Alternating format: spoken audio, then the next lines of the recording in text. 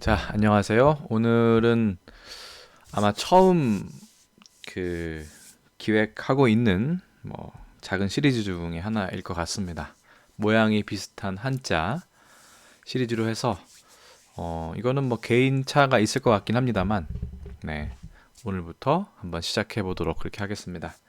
말고도 중국어, 한자, 우리말, 어, 다른 외국어와 관련된 컨텐츠도 준비를 하고 있으니까요. 다양하게 기대해 주시기 바랍니다. 자, 그러면 시작을 해보도록 하겠습니다. 일단 한자 보시면 비슷하게 생긴 거를 4개를 뽑아봤어요. 아침단, 그다음요 또차, 가출구, 조개 패자인데 다 도금이 다르죠. 단차, 구패. 어떤 뜻이 있는지, 어떤 단어로 활용되는지 한번 살펴보도록 하겠습니다.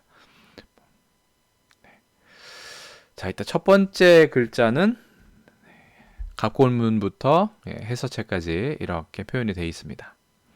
강의제전은 해서체니까요. 조금 다를 수 있겠지만 이렇게 쓰면 됩니다.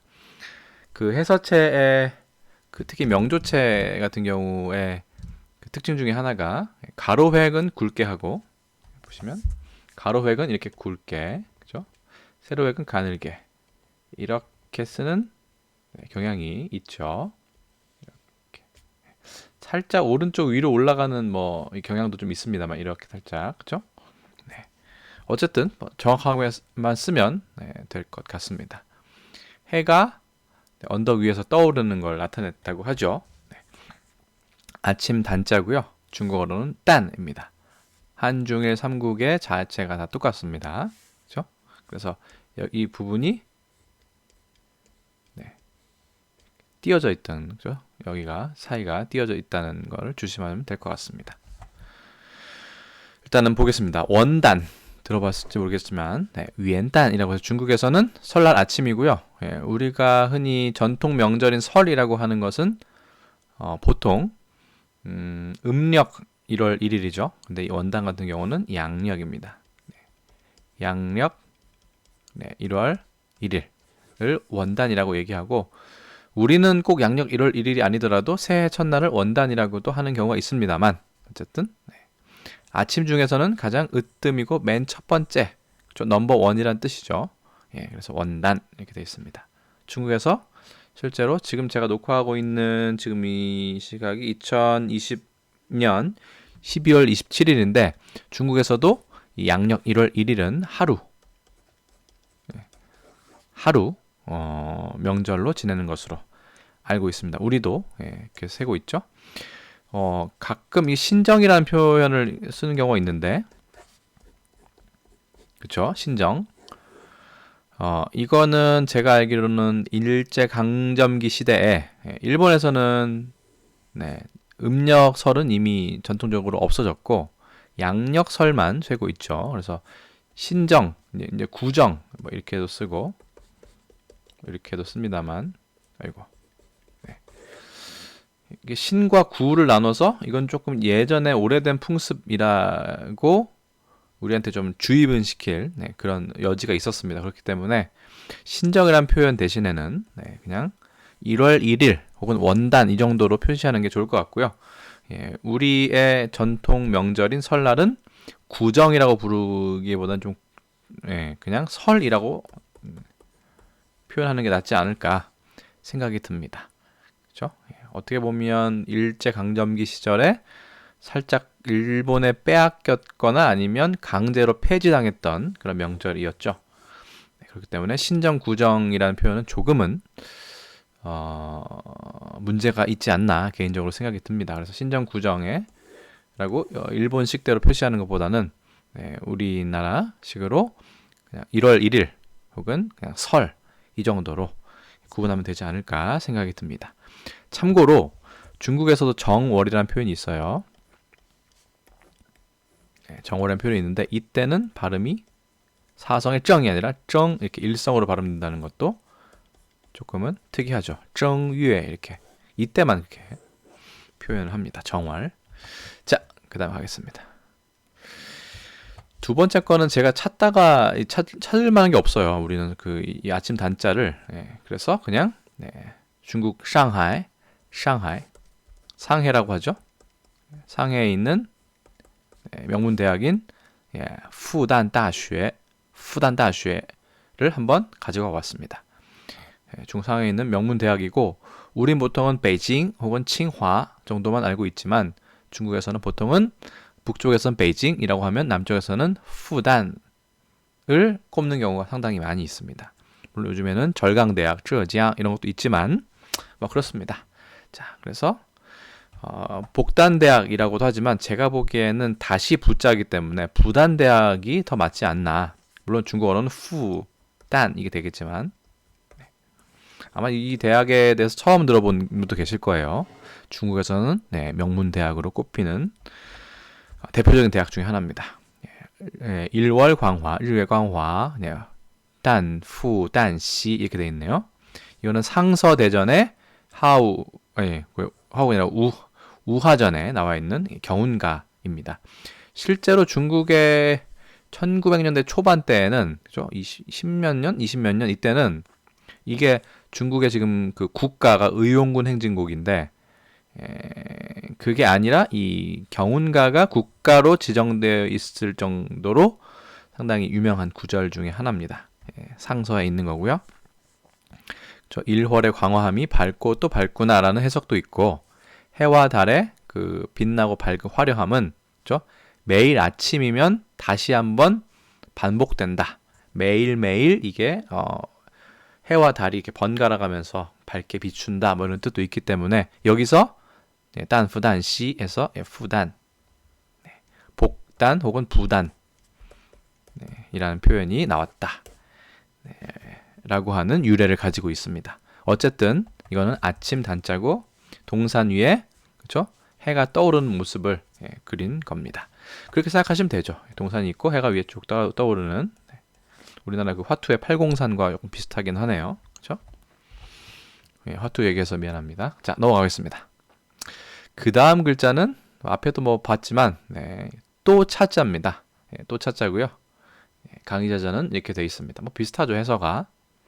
해서의 해자 자체가 원래 모범 스탠다드의 뜻이기 때문에 글씨를 배울 때도 우리는 보통 해서를 기준으로 하고 있죠. 또 차자, 그죠? 혹은 도마 조자도 있는데 이거는 좀 이제 좀 나중 참고만 하도록 하고요. 또 차자, 중국어로는 치에 이렇게 됐습니다. 이건 많이 씁니다. 중국에서는 뭐 빙치에, 얼치에 할 때 많이 쓰는데 그거는 이제 중국어니까 넘어가도록 하고요. 우리는 이 또 차자를 어떻게 쓰는지 한번 사용하는 용례를 한번 보도록 하겠습니다. 차치 물론 이라고는 잘 우리 얘기 안 하죠. 물론을 빼고 물론도 한자입니다. 그렇죠? 논하지 않는다 뭐 이런 건데 차치 그렇죠? 다시 또 내버려 두고 그거를 얘기하지 않는다. 뭐뭐를 차치하고서라도 뭐 이런 말에서 차치하다. 이런 말 들어보신 적 있죠? 이 차치하다에 차이가 되게 나옵니다. 그렇죠? 따로 내버려 두다. 위치시키다 뭐 이런 겁니다. 그리고 다시 거론하지 않는다. 꺼내어서 얘기하지 않는다. 이런 뜻입니다. 거기서 우리는 물론은 빼고 차치만 보통 쓰죠. 뭐 차치하고서라도 이렇게 많이 쓰죠. 뭐 전 문제는 뭐 거론하지 않고 그냥 따로 빼놓더라도 뭐 이런 얘기입니다. 뭐 곁들어 이런 뜻입니다. 또 다시 뭐 이런 뜻이 있고요. 이게 조금 너무 문어체적이다. 뭐 대부분 문어체지만요. 그럼 또 얘가 하나 있습니다. 구차하다. 이거는 우리도 많이 쓰죠. 그래서 이 구차할 때 차자도 또 차도 있지만 구차할 차가 있습니다. 이 친구가 이 글자가 친구는 아니죠. 자, 글자가 그래서 어떻게 쓰는지 볼까요? 이렇게 얘 같은 경우는 아까 아침 단자랑 다르게 붙여서 써야 합니다. 한중일 삼국, 뭐 간체, 뭐 신체자, 신자체, 우리 정체자, 정자체, 간체자 다 똑같습니다. 그렇죠? 발음은 치에라고 되어 있고요. 구차하다. 살림이 몫이 가난함, 말이나 행동이 떳떳하거나 버젓하지 못함. 버젓하지 못함은 참 생소하네요. 그렇죠? 구차하다 할 때 구차할 구자에 또 차자면 구차할 차자로 보시는 게 좋겠죠. 이것도 좀 별로다. 별로는 아니죠. 구차할 때 차자는 쓰니. 근데 또 차가 아니지 않느냐라고 하신다면 하나 더 준비했습니다. 중차대한 문제다. 이런 얘기 혹시 들어보신 적 있는지 모르겠어요. 중차대하다. 이건 들어봤을 겁니다. 물론 뭐 못 들어보신 분도 계시겠지만 중요하고 또한 동시에 크다. 그렇죠? 중차대한 문제가 보면 중요한 무거운 문제이기도 하고 또 큰 문제이기도 하다 해서 중차대함은 무겁고 그리고 또 and 크다 뭐 이런 뜻입니다. 중차대.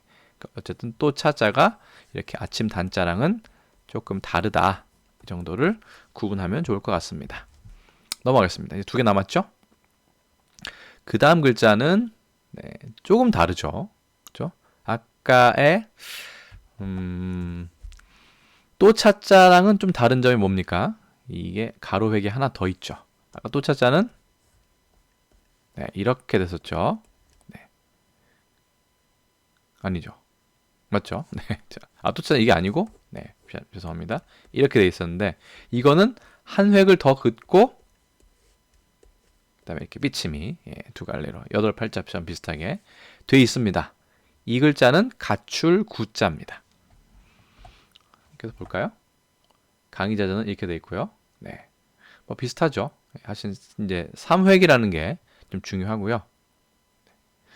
가출 구자라고 돼 있고 뭐 장음일 수도 있고 아닐 수도 있다 이렇게 돼 있네요. 발음은 쥐 이렇게 됩니다. 쥐. 이거 옆에 거는 이제 그겁니다. 그 타이완에서 쓰는 주음부호가 되겠다. 쥐. 그죠? 얘 같은 경우는 한중일 삼국이 다 똑같아야 하지만 일본이 좀 다르게 생겼습니다. 일본은 이거를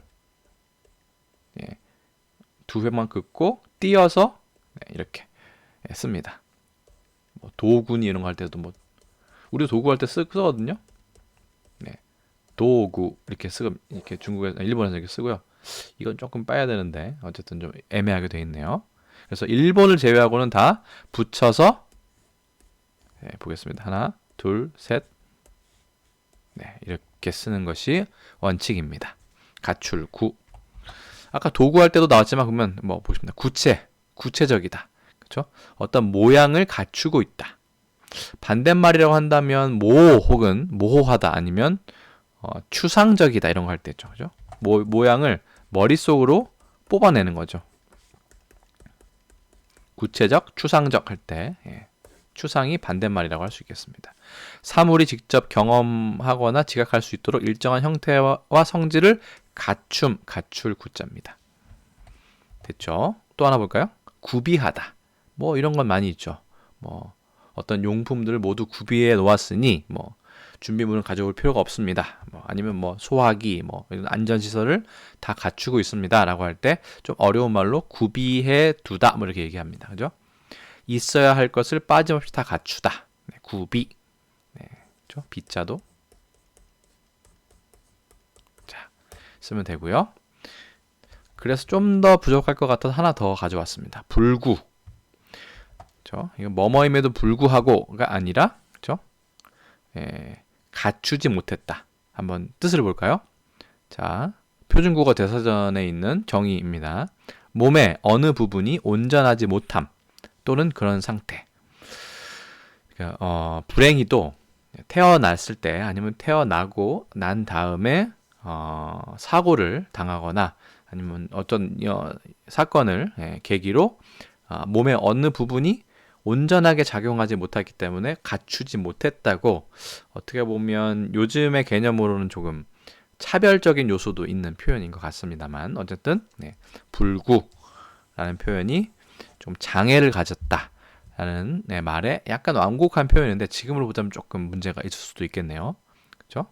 갖추지 못했다는 거는 인간으로서의 어떤 요소를 갖추지 못했다는 뜻도 될 수 있기 때문에 조금은 차별적인 그런 소지가 있는 조금은 예전 말인 그런 느낌이 듭니다. 그래서 구체, 구비, 불구 다 갖출 구자고요. 아까 얘기했던 도구도 이 글자를 쓴다는 거 알아두셔도 좋을 것 같습니다. 뭐 툴이나 아이템을 말하죠. 실제 중국에서 게임에서 아이템이 필요하지 않습니까? 그 아이템을 도구라고 하고 아이템을 파는 상점을 도구 상점이라고 하는데 이거는 일본이나 우리나라 일본에서도 도구 상점 이렇게 얘기를 가끔씩 하죠. 넘어가도록 하겠습니다. 그래서 다시 보자면 아침 담자 봤고요. 그렇죠? 얘랑 비슷하게 생긴 또 차자 봤고요. 그 다음에 또 비슷하게 생긴 가출 구자도 지금 살펴보았습니다. 이제 하나 남은 건 이제만 보면 설명이 다 끝날 것 같습니다. 마지막 남은 글자는 조개 패자입니다. 사실 이거는 그렇게 뭐 워낙 유명한 글자이기 때문에 헷갈리지 않을 수도 있지만 네 개를 같이 넣고 보면 꽤나 헷갈리는 글자라고 저는 생각합니다.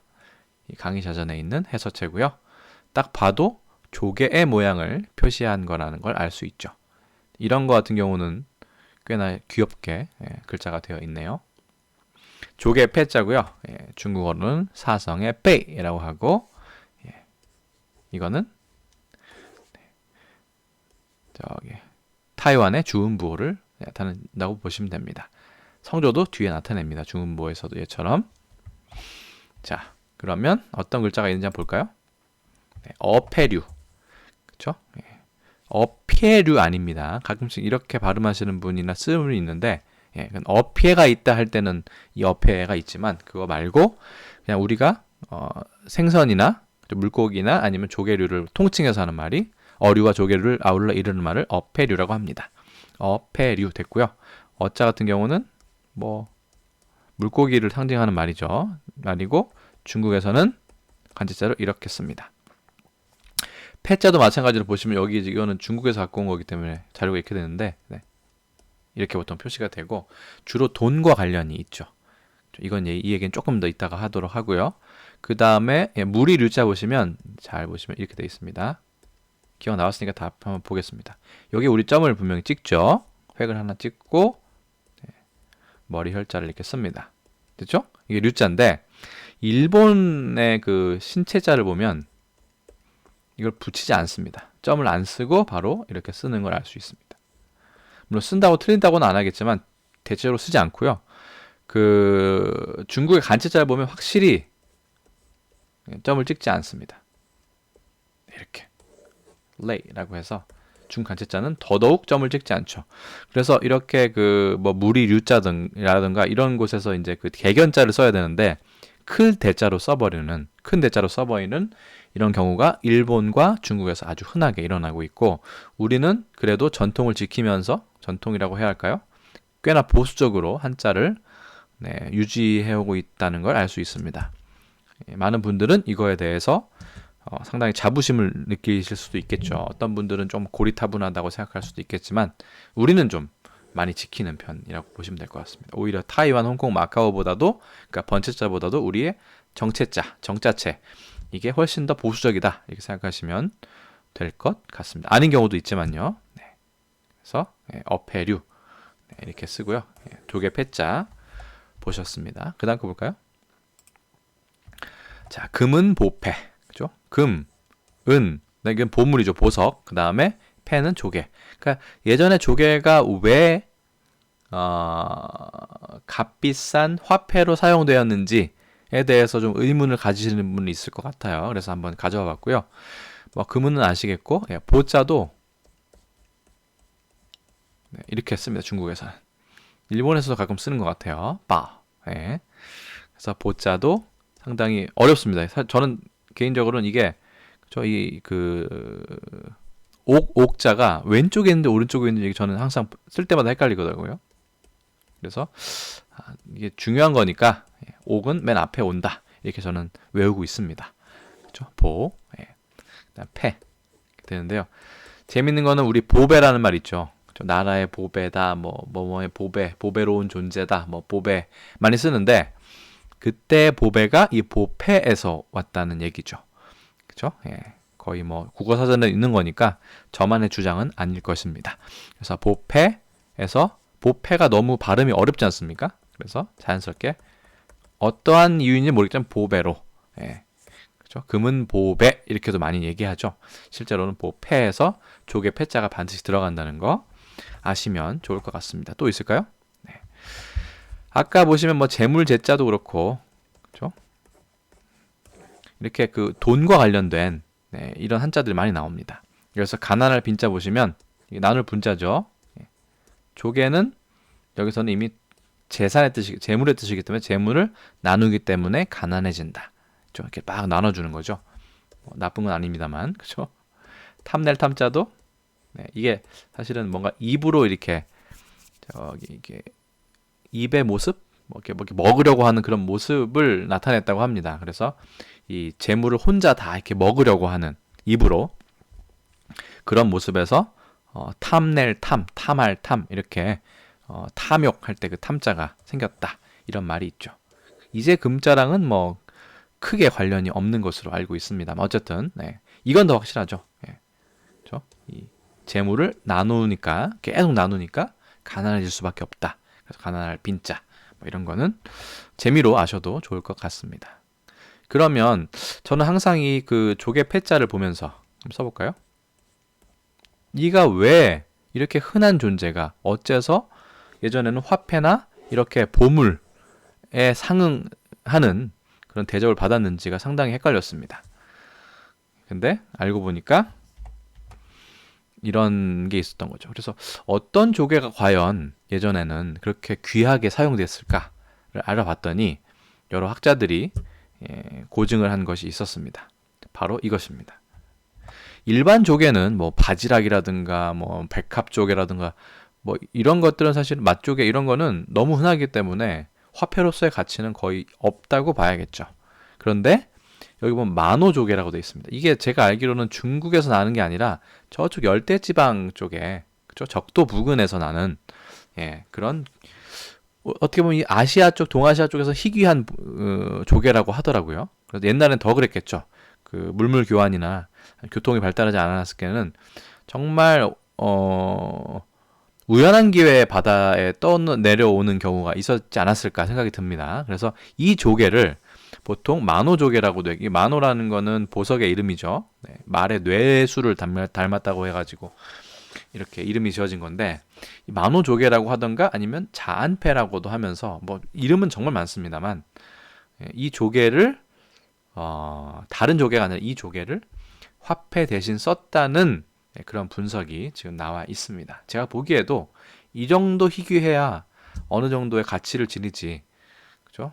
우리가 평소에 쓰는 조개를 만약에 화폐로 유통을 한다면 누구든 바닷가로 달려가서 물론 교통은 편리하지 않았겠지만 그걸 긁어모으면 다 부자가 되지 않나 이 생각을 어렸을 때 한 적이 꽤 많았습니다. 근데 거기에 대한 설명은 제가 본 적이 없는데 찾아보니까 이런 설명이 있더라고요. 이 자안패라는 것도 조금은 재밌습니다. 이게 그 아들 자자에 편안한 안자죠. 그래서 이 아들 자자가 꼭 아들이란 뜻이 아니라 자녀, 그러니까 그 아이를 뜻하는 경우도 상당히 많이 있습니다. 그렇죠? 그래서 엄마가 아들을 안고 있으면 좋고 딸을 안고 있으면 싫어서 이 좋을 호자가 아니라 이 자자가 제가 보기에는 반드시 남자 성별의 아들이 아니라 자식의 뜻이 아닌가 생각됩니다. 그렇죠? 엄마가 자식을 안고 있으면 아들이든 딸이든 상관없이 좋지 않겠습니까? 그렇게 보면 이 자자도 그냥 자녀의 뜻으로 생각하면 될 것 같고요. 예전에도 지금은 만약에 출산의 고통이 심하거나 하면 그렇죠? 제왕절개, 이 제왕절개란 말도 상당히 재밌는 표현이긴 한데 이를 통해서 그 출산을 하는 경우가 있지만 옛날엔 그런 경우가 없었죠. 그래서 웬만하면 자연분만을 하기 때문에 산모가 위험해지고 아이가 위험해지는 순간도 있지 않았을까 생각이 듭니다만 그랬을 때 무언가 꼭 붙들고 힘을 줘야 되는 물건이 필요했던 겁니다. 그래서 우리나라에 있는 사극에 보면 뭐 새끼줄 같은 거를 이렇게 꽉 붙들기도 하고 입에 그 치아를 보호하기 위해서 뭐 수건 같은 걸 깨물기도 하고요. 그 다음에 뭐 우스갯소리로는 남편이 미워지기 때문에 남편의 머리카락을 붙잡는다든가 뭐 이런 이야기도 나오곤 합니다만 이 바닷가 같은 경우는 이 조개가 귀하기도 하고 이게 매끈매끈합니다. 지금 잘 안 보이겠지만 사실은 매끈매끈한 것들도 상당히 많이 있어요.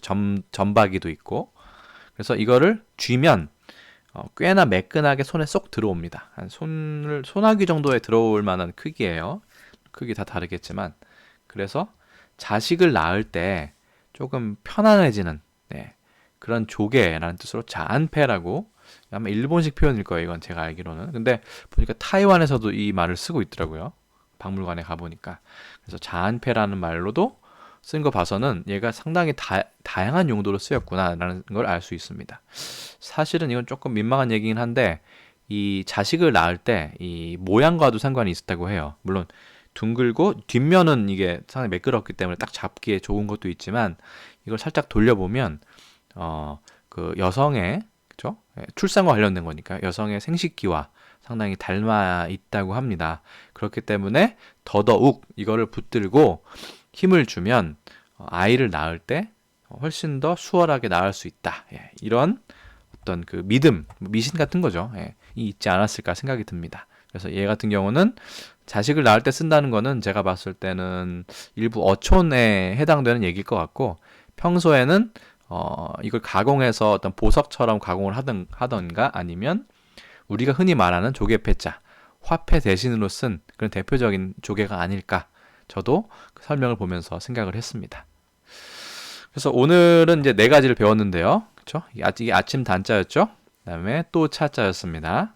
가출 구자였고 조개 패자였는데 이 네 가지를 한번 구분을 해봤습니다. 마지막으로 한번 써보고 그 다음에 마치도록 그렇게 하겠습니다.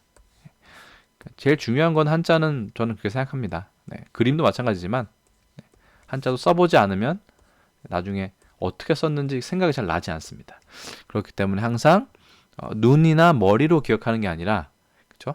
손으로 기억하는 그런 것이 상당히 필요하더라고요. 제가 공부를 해보니까. 네, 그래서 많이 써보시고 그 다음에 또 관련된 지식이 있으면 그때그때 결합을 해서 외우시면 훨씬 기억이 잘 오랫동안 지속되기 때문에 그런 방법을 개인적으로 추천드립니다. 그래서 아침단, 또차, 가출구, 조개패 조금 설명이 많이 길어진 것 같긴 합니다만 이렇게 네 가지에 대해서 오늘 살펴보았습니다.